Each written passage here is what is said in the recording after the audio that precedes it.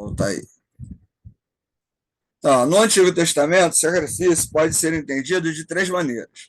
Sacrifício como dom, na esperança de receber outro em troca, né? Seja como renúncia, no sentido de submissão, homenagem ou ação de graças. Sacrifício como alimento, isto é, um banquete divino. Em princípio, o anfitrião pode ser Deus, os seres humanos que celebram o culto são os seus hóspedes, e pode ser o homem, que, por assim dizer, hospeda a Deus. Seja no sentido de que o anfitrião humano come com os convidados na presença de Deus, seja no sentido de que dele apenas servir os alimentos. Nesse sentido, é que a relação de culto no Novo Testamento existe.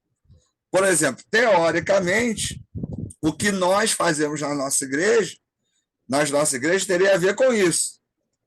Nós estamos oferecendo um banquete para a divindade.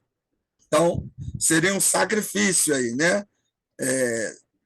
O nosso culto seria esse sacrifício, onde a divindade estaria aí sendo alimentada pelo que fazemos ali, né? E o outro, sacrifício como representação da realidade, como ela é ou como deveria ser, isto é, como a imagem da ordem no mundo, como mudança de uma perturbação da ordem do mundo. Ou seja, o sacrifício teria o intuito de conseguir, né, uma arrumação, né, fazer alguma coisa. Os dois primeiros sentidos de sacrifício, de oferta, oferenda, eles, dentro do conceito cristão, na teoria, dentro da Bíblia, né, se eu for seguir o Novo Testamento direitinho, não tem esse uso. Mas a maioria das igrejas hoje, lamentavelmente, quando vai falar de sacrifício, fala como troca. Eu vou dar algo para receber em troca, né? Eu vou fazer uma barganha, né? E geralmente é tido aí com a relação de bens materiais. Então, mas na teoria, essas relações não existem no Novo Testamento. O que existe no Novo Testamento é esse sacrifício como algo que é dado a Deus. E aí é a gente, né? No caso do Novo Testamento. Vamos lá, alguns textos aí, né? Em Amós 4, nesse texto, a finalidade de sacrifícios oferecidos na festa da Romaria continua aberta, mas a combinação com o verso 6 permite concluir que se trata de dons a ser retribuídos. Pelo menos a queima da oferta são consideradas pelos participantes do culto como oferendas feitas a Deus. Oséias 9.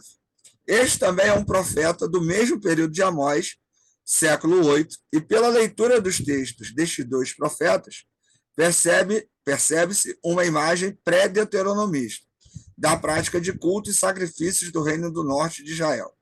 Tal prática dirige-se a Yahvé e caracteriza-se por um grande número de locais de culto e de eventos que podem ser chamados de sacrifícios. E esta pluralidade é sentida como ameaça.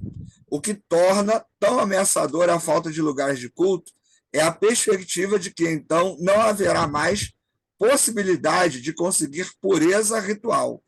Um pão do qual nem sequer uma parte pode entrar na casa de Yahvé é cultualmente impuro, impróprio para o culto. O que é importante a gente entender essas relações? A gente, na semana passada, falou sobre santidade, né? E aí, há um tempo atrás, ainda hoje tem gente que fala isso, aí o cara é músico, toca na igreja, aí tem lá a guitarra da igreja. Aí, de repente, o cara, antes do culto começar, o cara tá afinando a guitarra, e aí ele faz lá uns acordes que lembram a música do Legião Urbana. E não pode porque a guitarra é consagrada a Deus. E não pode porque agora vai ter que orar a guitarra, vai ter que passar óleo ungido nela, porque ela está impura. Esse tipo de comportamento está ligado a essa ideia de que os elementos do sacrifício, os elementos do culto, precisam ser puros para estarem sendo oferecidos a Deus de maneira adequada. É óbvio que, como cristãos, essa é uma ideia extremamente primitiva, porque nós não consagramos objetos, nós consagramos pessoas. Como cristãos, nós não oramos carro, guitarra, casa, loja, chave.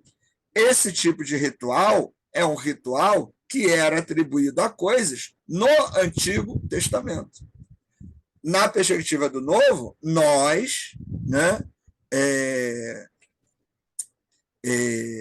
consagramos nossas vidas, né, às pessoas. Então, essa ideia, né, de ter objetos e coisas separadas tem a ver com essa relação aí do que a gente está lendo em Oséias 9, por exemplo. Certo? Esse é um exemplo. Quer falar, Glória? Não, professor, eu entrei agora. Ah, tá. Pensei que tivesse querendo falar. Tá bom. Depois eu vou falar bastante. Ah, tá bom, tá tranquilo. Então vamos lá. Outra coisa para a gente poder pensar é o seguinte: eu quero falar sobre culto, sobre sacrifício, né, e vou usar lá o Antigo Testamento. Esses textos que a gente usou, né, e o que a gente leu até agora, o que a gente precisa prestar atenção? Nem todo sacrifício é igual, nem todo ritual tem a mesma intenção. Então, dependendo do que você queira falar, é preciso entender o contexto, né? Por que aquilo está sendo oferecido, por que está sendo feito naquele local, foi antes ou depois do templo, antes da construção do templo, onde se faziam os sacrifícios, onde se faziam as oferendas, depois da construção do templo, onde que era feito isso, quem podia fazer, qualquer um podia fazer. Então, essas questões elas vão mudando de acordo com a época, com o texto, né, com o objetivo do texto. Tudo isso tem que ser levado em conta se você realmente quiser apresentar um estudo que tem como base o texto. Mas eu tenho uma ideia, eu tive uma visão, então a Bíblia é irrelevante, né? Se você quer falar daquilo que está na sua cabeça, é outra coisa. Agora, se você vai falar do texto, você precisa realmente saber, né? Inclusive verificar ali no hebraico o termo usado, que isso ajuda a entender o tipo, né, de sacrifício, o tipo de oferenda que está sendo realizada ali, para que realmente você possa estar ensinando aquilo que o texto está falando. Agora, lembrando que esses sacrifícios não têm relação nenhuma com a liturgia cristã, porque todo sacrifício necessário para o cristão já foi feito na cruz por Jesus Cristo. Acabou, eu não tenho que fazer sacrifício mais nenhum. Né? Vamos lá, culto ideal, Êxodo 24. Com relação aos sacrifícios e ao culto no Israel do Antigo Testamento, anteriores ao código sacerdotal e provavelmente anteriores ao exílio, Êxodo 24 permite algumas ideias. Uma velha tradição narrativa sobre a montanha de Deus, ligada talvez à tradição madianita, falava da contemplação de Deus e de uma refeição sagrada, em que os seres humanos que comem são hóspedes de Deus de Israel que não comem.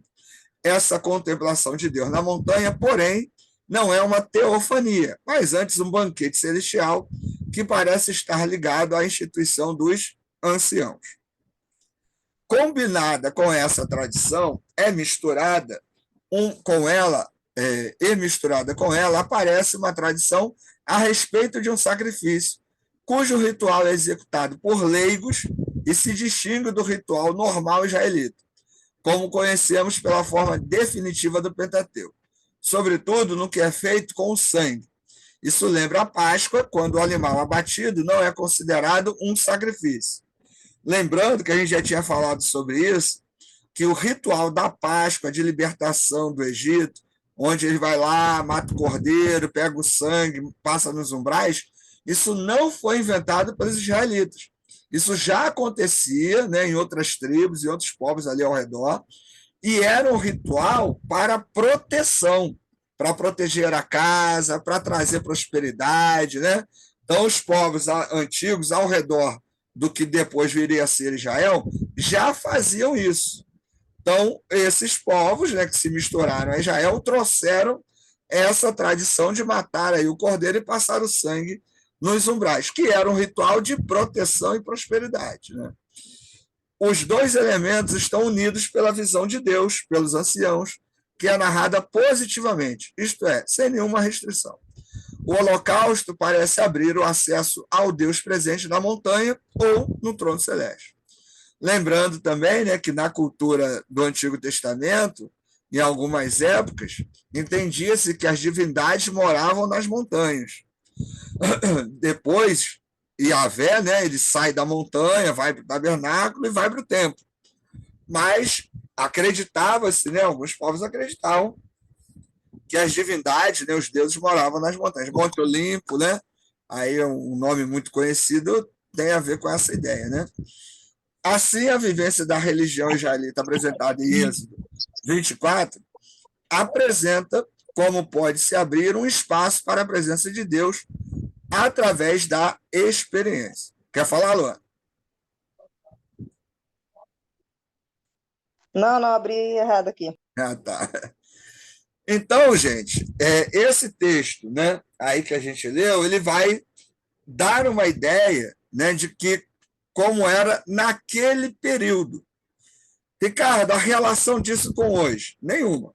Né? O cristão não tem a relação com isso, mas o Novo Testamento tenta ressignificar essas coisas apontando para Jesus. Né? Fala aí, Francisco. Eu estava lendo aqui, vendo um texto aqui, mas aí eu encontrei um texto aqui em 2 Samuel, no capítulo 6. Não sei se tem algo a ver com o sacrifício.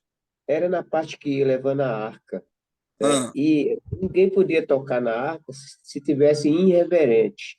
Aí tem um tal de usar aqui, que a arca era carregada, não sei se tipo um carro de boi, uma roda de madeira, e ela Isso, pegou uma pedra, não é isso?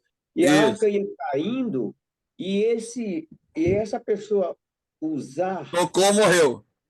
foi e morreu. Deus feriu ele porque ele estava irreverente, né? Aí eu estava pensando no sacrifício também, né? Porque quando eles iam fazer o sacrifício, não poderia estar irreverente para poder fazer o sacrifício a Deus, né? Eles, Então, sim, pode falar. você pode ver essa história, né, daquelas 4 maneiras que a gente já falou. Se Sim, você olhar pelo viés, né, conservador, tradicional, aconteceu isso aí, literalmente. Se você sim. olhar pela perspectiva mais crítica, essa é uma história mitológica para demonstrar a seriedade do ritual. Mas o cara não seria morto só porque tocou numa arca. Né? De qualquer forma, o sentido da história é mostrar a importância da pureza para esses rituais. No caso da arca, não é um ritual, mas é para demonstrar a pureza daquele objeto. Né? É, No caso dos sacrifícios, o sacerdote tinha que estar puro. Mas, assim, isso não funcionava muito bem, porque pensa nos filhos de Eli. Eles eram safados, eram pilantras. Eles extorquiam as pessoas e estavam lá. Né? E depois, né, tem aquilo tudo, mas os caras estavam lá. Por que não morreram na primeira vez que fizeram besteira? Então, assim, essas histórias, numa perspectiva mais crítica, elas são criadas para demonstrar a necessidade, a importância da santidade, da pureza. Eu, particularmente, digo eu, não leria de maneira literal. Porque, cara, o que tem de pastor pilantra por aí que ora, que cura, né, que faz um monte de coisa, esses caras teriam que cair morto, né, se tivesse nesse sentido, né, nessa perspectiva. Tanto pastor aí adúltero, ladrão, mentiroso.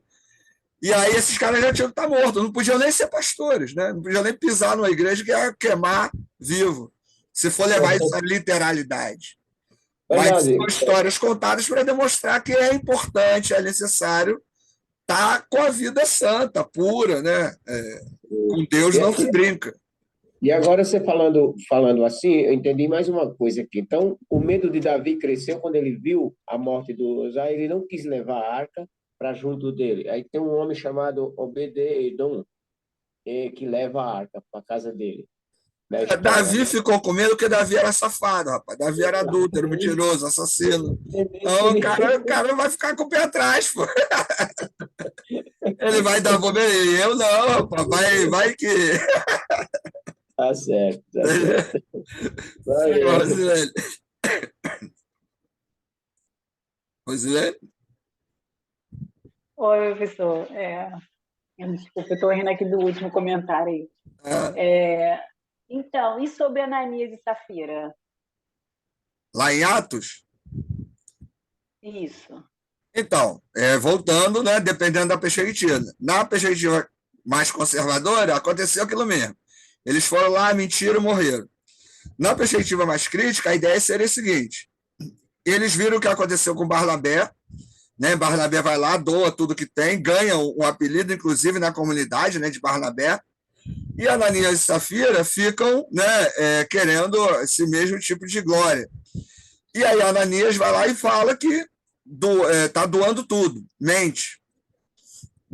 Aí viram para ele e falam: você está mentindo, e cai morto aí. Depois a esposa vai. O texto diz que ele cai morto, vão lá e enterram o cara. Aí depois vem a esposa, conta a mesma história, cai morta, vão lá e enterram o cara.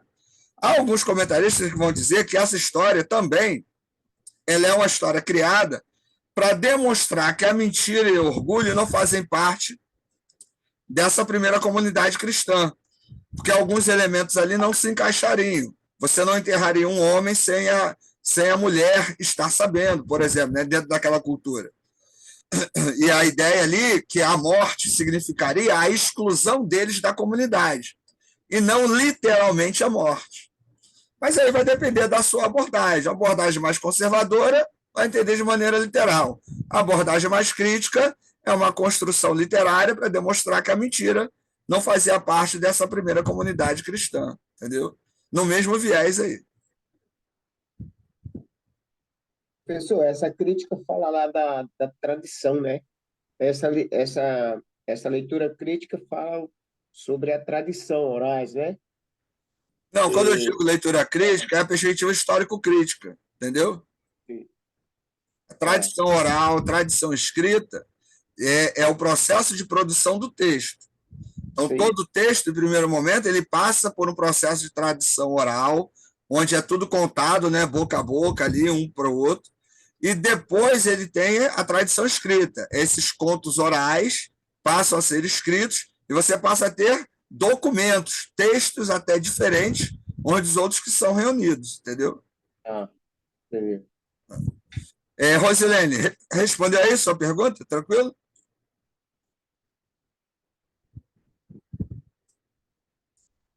Sim, estou aqui agora elaborando tudo. Aí assimilando, né? Uhum. Bem, alguém quer falar mais alguma coisa? Tranquilo? Então, a gente fica por aí, né? Acabou aí o nosso tempo. Na semana que vem, na apostila, segue o texto ainda, falando sobre a ideia de culto e sacrifício, e a gente vai seguir falando desse tema. Por que isso é bom a gente pensar? Em português, você vai ler esses textos, está tudo sacrifício. Mas os termos em hebraico, eles têm suas diferenças. Então, é legal você pegar um comentário exegético, né, que faça ali a tradução dos termos em hebraico. Ricardo, não sei hebraico. Pega um comentário exegético que ele vai te dar a tradução e vai te dar o significado e vai ajudar a entender esses termos.